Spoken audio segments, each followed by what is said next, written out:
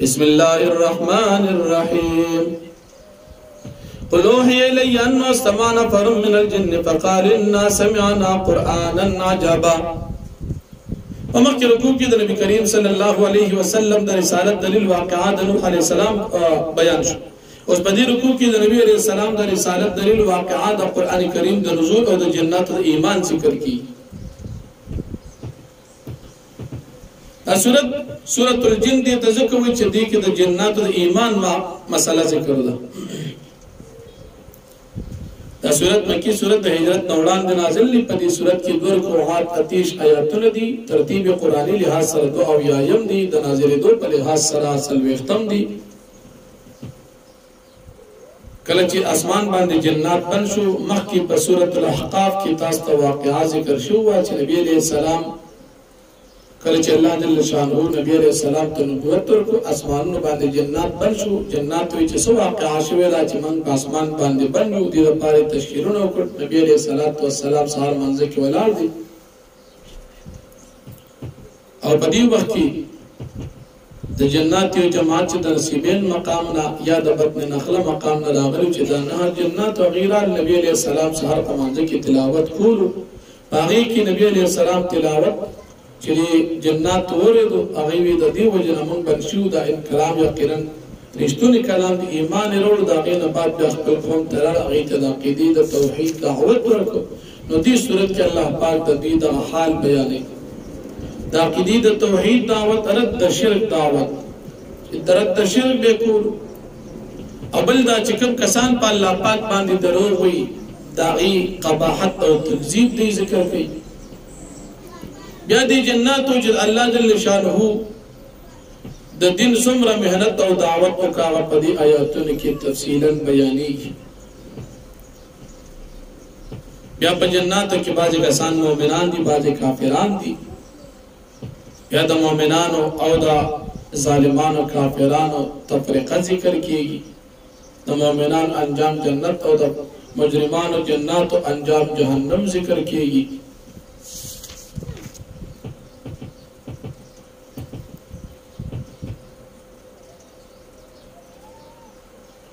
جنات دام د انسانانو په شان یو مخلوق دي. البته په پیدایش کې انسانان نه دي وړاندې پیدا شوي دي. د جنات وجود د قرآن سنت اجماع ثابت دی. انکار د جناتو د وجود نه کفر دی. څوک چې وایي جنات نه منو چې مخلوق ته دا سړی مسلمان نه دی. نو فرمایي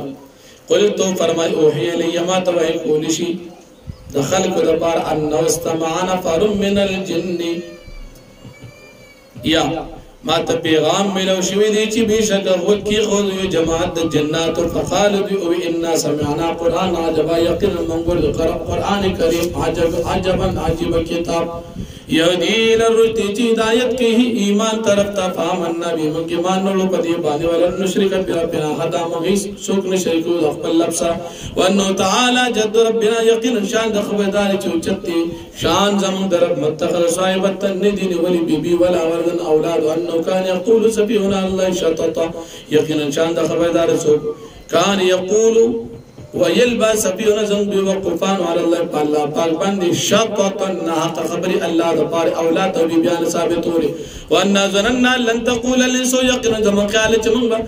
لن تقول الانس والجن على الله كذبا چې چر انسانانو پیران په الله باندې نو نو وي انه كان رجال من یقینا او یو جماعت انسانان يعوذون من جن الجن چې دی په پناني ولا پساراګان تی پساراګان کی په جنات سره فزادوهم رهقا چې د دې تفصیل په سورۃ الاعراف اتم پارک کې په شروع کې ذکر شوی فزادوهم رهقا په دې زیات کې د دې لپاره سرکشي او نوزن نو د دې جنات او خار کما ځنه لکه څنګه چې تاسو مشرکان خیال الله یبعث الله وحد چې الله پاک به سب دوباره پیدا کوي وانا لمست السماء او یقینا بمسکو اسمان په وجدنا موږ دې لرا مولئت حرس چې دا بډکو د څوکیداران شدید نسق او شوبنه د شغلونه وانا كنا نقعد من يقين بكناسو النبي عليه السلام دراتونه وړاندې مقاعد للسمع فزيد ناس اوریدو د فرشتو د خبر فمن يستمع الان يجد له شهاب الرصد فسوچ وي اوس د منګره سوکلاټ شه فرشتو ته وکی د خپل ځان د پاره شعله تیار بیانونی وأنا لا ندري يقين المنتفتن أشر أريد ما في الأرض أم أراد بهم ربهم رشدا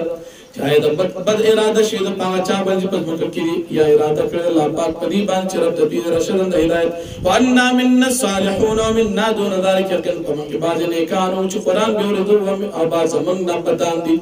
كنا طرائق قدد قوم بمختلف الأربان وأنا ظننا أن لن نعجز الله يقين زمن كار چیز کلام عاجزن کاللہ پاک للا فی الارض پس مکی کے ولن نعجزه هربا آمون نشو عاجز کن کاللہ پاک للا هربا پتختیدو کی چیزان تی بچو وأنا لما سمعنا الهدى من نبی ہر کر چاقنا من باور دے ہدایت قرآن آمنا بی منگی مانوڑ پدی باندی فمن یومن بربی چاچی مانوڑ پخپل لب باندی فلا خاف بخص ولا راقا دینی یریگی دا نقصان دا کمینا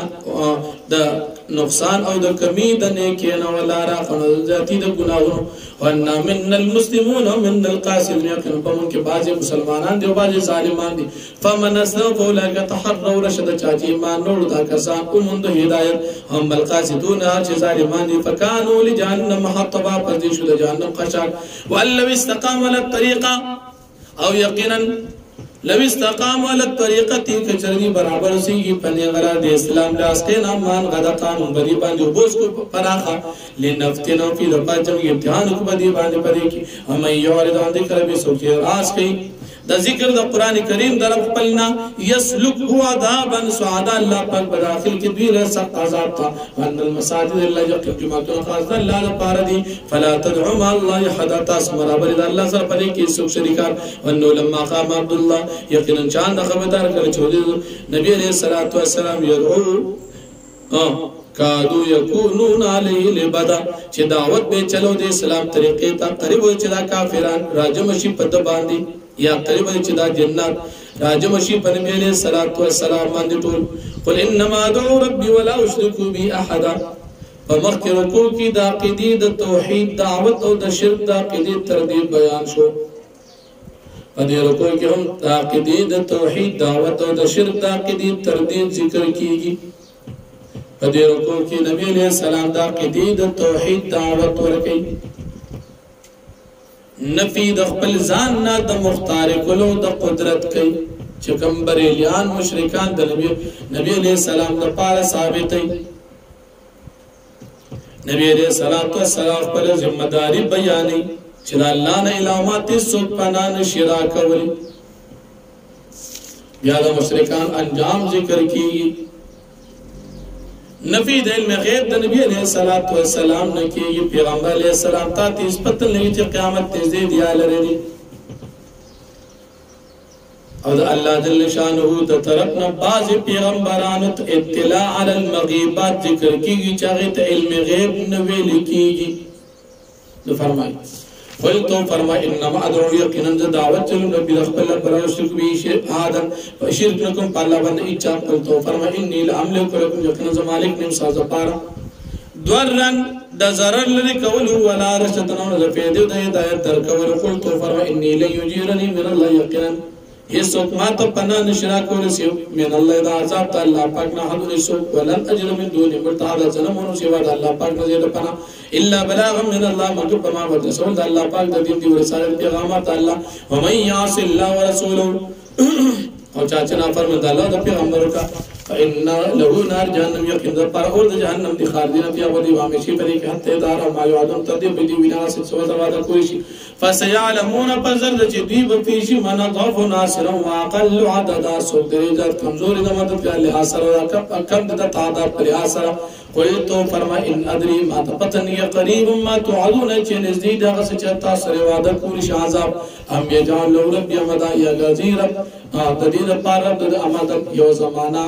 اگدا عالم الغیب عالم دی پغیب بانی فلا یلر ولا غیبی حدا بس نہ خبری کی پغیب دا اللہ پاک بانی سوک اللہ من ارتضا من رسول مگر آسوک